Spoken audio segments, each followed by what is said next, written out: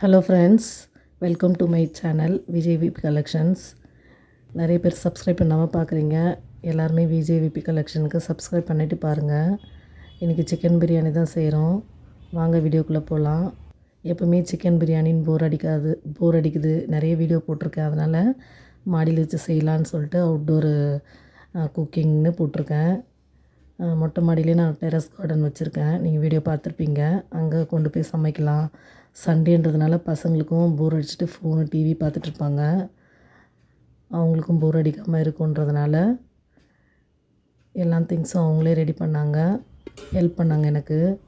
பாருங்கள், அடுப்பில் தான் பிரியாணி செஞ்சோம். சிக்கன் பிரியாணி 1.5 கிலோ அரிசிக்கு 1.5 கிலோ கறி போட்டு பிரியாணி செஞ்சு சாப்பிட்டோம் நாங்கள். சண்டேன்றதுனால கிளைமேட் கொஞ்சம் நல்லா இருந்தது. அதனால் மாடியில் போய்ட்டு செஞ்சோம் நாங்கள். பாருங்கள், நல்லெண்ணெய் செக்கு எண்ணெய் தான் ஊற்றிட்டு செய்கிறேன். கரம் மசாலா புதினா போட்டு வதக்கிட்டு, ஆஸ் யூஷுவல் நான் பிரியாணி வீடியோ நிறைய போட்டிருக்கேன், அதை பாருங்கள். ஆனால் இதில் வந்து வெங்காயம் போட்டுட்டு இஞ்சி பூண்டு போட்டு வதக்குவேன். அதுக்கு பதிலாக தக்காளி போட்டுட்டு போட்டிருக்கேன். ஏன்னா அடுப்பில் செய்யும் போது கொஞ்சம் தீஞ்சிரும். அதனால் அந்த மெத்தட் ட்ரை பண்ணலான்னு, இந்த பிரியாணியில் அந்த மெத்தட் ட்ரை பண்ணலான்னு.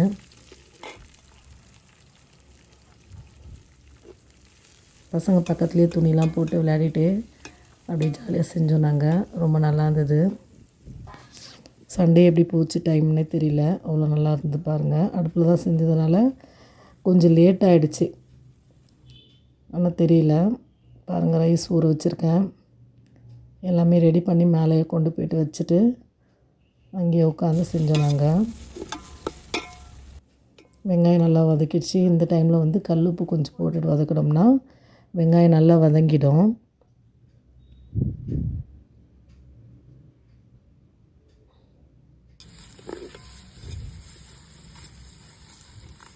அடுப்புன்றதுனால தீ கொஞ்சம் அதிகமாக இருக்கும். அதனால் கை விடாமல் பக்கத்துலேயே இருந்து செய்யணும்.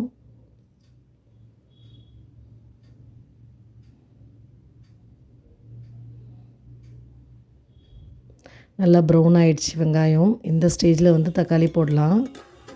தக்காளி போட்டுட்டு மூடி போட்டுட்டு தான் வதக்குவேன் நான். ஏன்னா நல்லா வந்து குழஞ்சிரும் அந்த தக்காளி.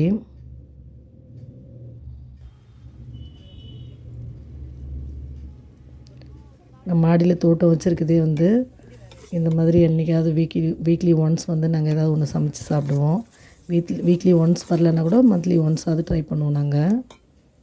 நல்லாயிருக்கும் ஜாலியாக. முன்னாடியே ஒரு நைட்டில் செஞ்சுருப்பேன் நான். ஒரு பாட்டில் வந்து சாதம்லாம் வடித்து சாப்பிட்ருப்போம். அந்த வீடியோ போட்டிருப்பேன் நான் ஷார்ட்ஸில். பாருங்கள், இப்போ தக்காளி போடுறேன் நான். தக்காளி போட்டுட்டு மூடி போட்டு 2 மினிட்ஸ் மூடி போட்டிங்கன்னா நல்லா வதங்கிடும்.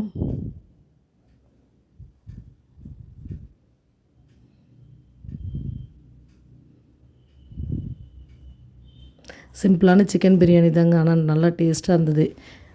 ஏன்னா மாடியில் கொண்டு போய் உட்காந்து செஞ்சுட்டு அங்கேயே வச்சு சாப்பிட்டதுனால நல்லா இருந்தது. இந்த மாதிரி வீடியோ நான் இந்த சேனலில் போட்டதில்லை. சரி, அதை ட்ரை பண்ணலாம் ஃபஸ்ட் டைம் அப்படின்றதுனால லாங் வீடியோ போடலான்னு நான் இந்த வீடியோ எடுத்தேன். பாருங்கள், மூடி போட்டு வதக்குனதுனால நல்லா வதங்கிடுச்சு. இப்போ வந்து இஞ்சி பூண்டு சேர்க்குறோம். அந்த தக்காளியோட தண்ணியில் வந்து அடி பிடிக்காமல் இருக்கும். ஏன் அடி பிடிக்காமல் இருக்கும்னா, அடுப்பில் செய்யும் போது அடி பிடிக்கும். இப்போ நம்ம ஸ்டவ்லனா சிம்மில் வச்சுக்கலாம். ஆனால் அடுப்பு வந்து நிறைய நெருப்பாயிடுச்சுன்னா நம்ம அடுப்பு அந்த விறகு இழுத்த பிறகும் நிறைய அனல் இருக்கும். அதனால் வந்து நான் தக்காளி போட்டுட்டு இஞ்சி பூண்டு போட்டுட்டு அதுக்கப்புறம் மிக்ஸ் பண்ணேன். இப்போ வெறும் மிளகாத்தூள் போடுறோம் பாருங்கள். வெறும் மிளகாத்தூள் போட்டு கொஞ்சம் நேரம் வதக்கிட்டு தயிர் போடுறேன். தயிர் போட்டு உடனே வந்து சிக்கனை போட்டு வதக்குங்க. தயிர்லேயே வந்து அது ஊறும்போது கொஞ்சம் நல்லா சாஃப்டாக இருக்கும். போட்டு நல்லா மிக்ஸ் பண்ணிவிட்டு இந்த ஸ்டேஜில் வந்து கொத்தமல்லியும் புதினாவும் போட்டு வதக்கலாம். நான் வதக்கல, லாஸ்ட்டாக தான் போடுறேன். இப்போ போட்டாலும் வாசனையாக இருக்கும். அடுப்பில் வந்து தீ அதிகமாக இருக்கிறதுனால நம்ம கைவிடாமல் மிக்ஸ் பண்ணிகிட்டே இருக்கணும். அரிசியும் ஊறிடுச்சு பாருங்கள். இப்போ வந்து மசாலாலாம் ஊறிட்ட பிறகு தண்ணி தேவையான அளவு ஊற்றிட்டு இந்த ஸ்டேஜில் உப்புலாம் டேஸ்ட் பண்ணிக்கோங்க. போடுறதுனா போட்டுக்கலாம். நல்லா சலசலன்னு கொதிக்கும் போது அரிசி போடணும். அப்போ தான் வந்து தம் போடும்போது கரெக்டாக வெந்துடும். அந்த தண்ணி அளவு கரெக்டாக இருக்கும். பாருங்கள், போட்டுட்டு கிளறிட்டே இருக்கக்கூடாது. கரண்டியை வச்சுட்டு சும்மா ஒரு 2 முறை கிளறிட்டு மூடி போட்டுடணும். கொஞ்சம் தீயை வந்து கம்மி பண்ணிக்கோங்க. ஏன்னா தீ அதிகமாக இருந்ததுன்னா வந்து தண்ணி மட்டும் சுண்டிடும். சாதம் வந்து அரிசி வந்து வேகாமல் இருக்கும். அதனால் வந்து நான் புதினாவை போட்டு திரும்ப கிளறிட்டு மூடிட்டு தீயை கொஞ்சம் வெளியே எடுத்துட்டு இப்போ வந்து தம் போடுறதுக்காக அந்த அடுப்பு கறி எடுத்து அது தட்டு மேலே வச்சுட்டு உள்ளே இருக்க அடுப்பு கறியில் எடுக்கணுன்றதுனால அந்த கரண்டியை யூஸ் பண்ணுறேன். இந்த கரண்டியில் யூஸ் பண்ணலாம், ஒன்றும் தப்பு இல்லை. ஏன்னா சாம்பல்லாம் வந்து பாத்திரம் தேய்ப்பாங்க. தம் போட்ட கேப்பில் வந்து ரைத்தா ரெடி பண்ணிக்கலாம் அப்படின்னு சொல்லிட்டு 2 ரைத்தா ரெடி பண்ணோம். வெங்காயமும் கொத்தமல்லி போட்டு ஒரு ரைத்தா, அப்புறம் கொஞ்சம் டிஃப்ரெண்ட்டாக இருக்கணும்னு காரா பூந்தி வச்சு ரைத்தா பண்ணோம். ஏன்னா சிக்கன் 65 முட்டை எதுவுமே இல்லை இதுக்கு. பாருங்கள், கரெக்டான பக்குவம்னா அந்த அரிசி வந்து மேலே தெரியும், குச்சி குச்சாக நிற்கிற மாதிரி. அதுதான் வந்து கரெக்டாக வெந்துருச்சுன்றது மாதிரி. பாருங்கள், பிரியாணி ரெடி. 2 விதமான ரைத்தா. சைட் டிஷ் சரியாக இல்லைனா கூட நாங்கள் மாடி மேலேயே வச்சு சாப்பிட்டோம். ரொம்ப பசி ஆயிடுச்சு பசங்களுக்கு. அதனால் வந்து என்னால் வீடியோ எடுக்க முடியல. சர்வ் பண்ணுறது மட்டும் தான் எடுத்தோம்.